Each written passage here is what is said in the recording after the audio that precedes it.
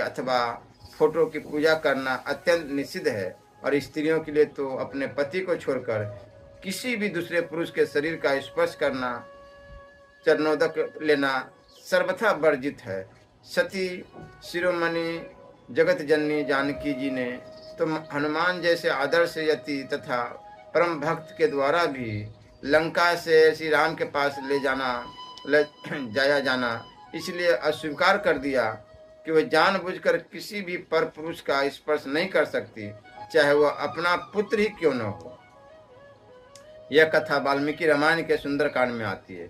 ऐसी दशा में स्त्रियों का अपने पति को छोड़कर किसी भी दूसरे पुरुष का स्पर्श करना तथा चरणोदक अथवा उच्छिष्ट लेना कदापि न्याय संगत नहीं कहा जा सकता। इसका जहाँ तक हो सके खूब विरोध करना चाहिए। बहुत जगह तो ऐसा होता है कि स्त्रियां अपने संबंधियों के यहाँ, मामा बहन आदि के यहाँ अथवा ससुराल वाले से नैहर और नैहर से ससुराल जाने तथा देवालय तीर्थ आदि में जाने का बहाना करके इस प्रकार के गुटों में शामिल हो जाती है और इसका परिणाम प्राय महान भयंकर होता है।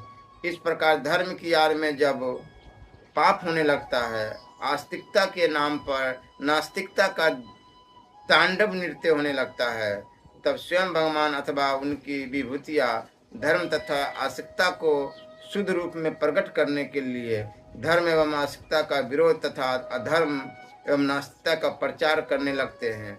आज भी जब कथा कीर्तन आदि के नाम पर जगह जगह विचार को आश्रय दिया जाने लगा है, ऐसे समय में यदि कोई शुद्ध नियत से कथा कीर्तन का विरोध करे तो वह अनुचित नहीं कहा जाएगा, क्योंकि वे लोग वास्तव में कथा कीर्तन का विरोध नहीं करते बल्कि उसके नाम पर होने वाले पापाचरण का विरोध करते हैं। ऐसी स्थिति में देश और समाज का हित चाहने वाले प्रत्येक व्यक्ति का यह कर्तव्य है कि वह धर्म के नाम पर होने वाले ऐसे पापों को रोकने की पूरी चेष्टा करे।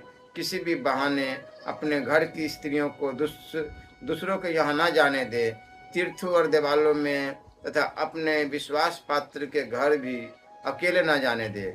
जो स्त्रियां मूर्खतावश ऐसा करती है उन्हें सब प्रकार की नीति से समझाने की चेष्टा करे।